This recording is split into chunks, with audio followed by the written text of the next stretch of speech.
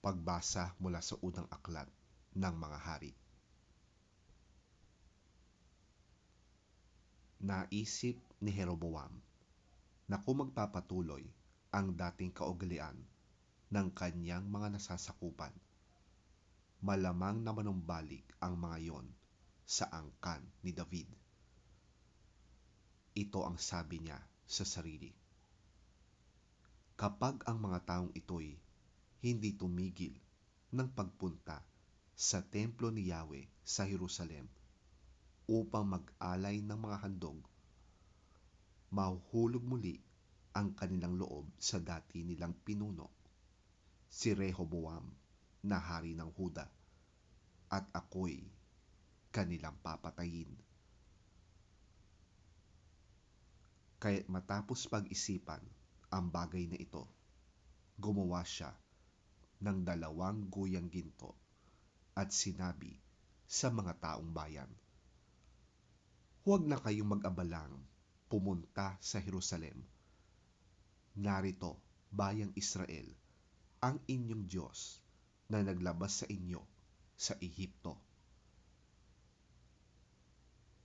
Inilagay niya ang isa sa Betel at ang isa namay sa Dan.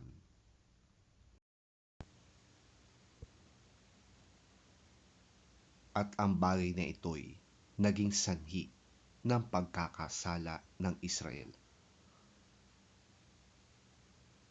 May mga pumupunta sa Betel upang sumamba at mayroon din sa Dan. Nagtayo pa siya ng mga sambahan sa burol at naglagay ng mga paring hindi mula sa lipi ni Levi. Ginawa niyang pista ang 15 araw ng 8 buwan ng taon, katulad ng kapistahang ipinagdiriwang sa Huda. Naghandog siya sa altar sa Betel sa mga guyang ginto na kanyang ginawa at naglingkod doon ang mga paring inilagay niya sa mga sagradong burol. Sa kabila ng ganitong mga pangyayari, hindi tumigil si Jeroboam sa kanyang masamang gawain. Patuloy pa rin siya sa paglalagay ng mga paring hindi mula sa lipi ni Levi.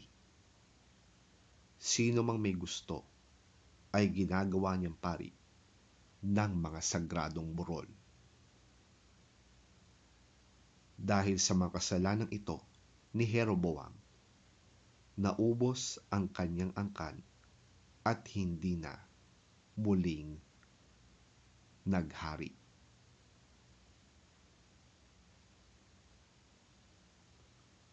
Ang salita ng Diyos. Salamat sa Diyos. Ang mabuting balita ng Panginoon ayon kay San Marcos. Papuri sa iyo, Panginoon. Nang mga araw na yon, muling nagkatipon ang napakaraming tao. Wala nang makain ang mga ito, kaya't tinawag ni Jesus ang kanyang mga alagad at sinabi sa kanila, "Naaawa ako sa mga taong ito, sapagkat 3 araw na ngayong kasama ko sila at wala na silang makain. Kung pauuwiin ko sila ng gutom, mahihilo sila sa daan. Malayo pa naman ang pinanggalingan ng ilan sa kanila." Ito po ay isang ilang na lugar. Saan po tayo kukuha ng pagkain para sa ganito karaming tao? Tanong ng mga alagad. Ilang tinapay pa ang natitira? Tanong ni Jesus. 7 po. Sagot nila. Pinaupo ni Jesus sa lupa ang mga tao at kinuha ang 7 tinapay.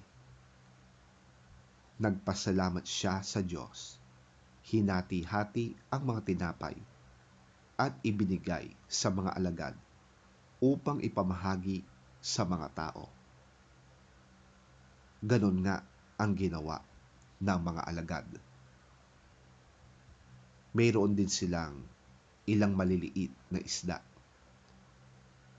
Muli siyang nagpasalamat sa Diyos at pagkatapos ay iniutos niyang ipamahagi din yon sa mga tao.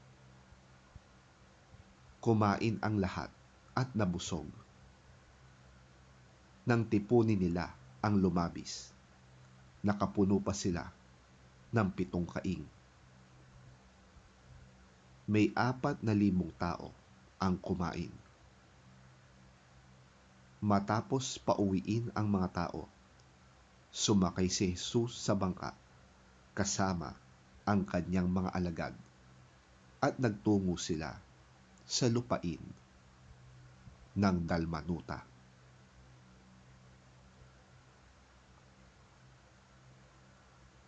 Ang mabuting balita ng ating Panginoon. Pinupuri ka namin, Panginoong Hesukristo.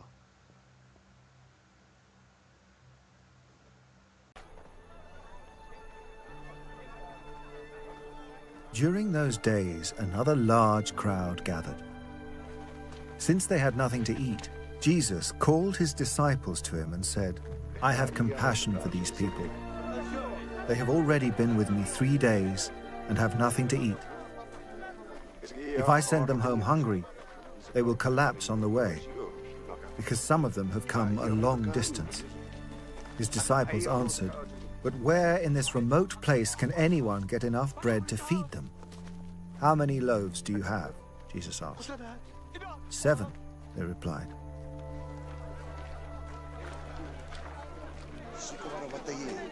He told the crowd to sit down on the ground.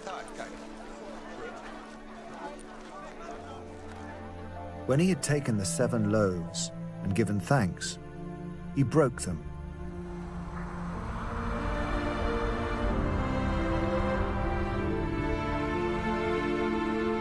and gave them to his disciples to distribute to the people, and they did so.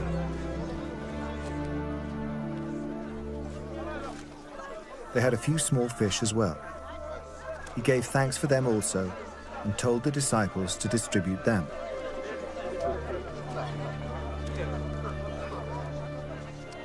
The people ate and were satisfied.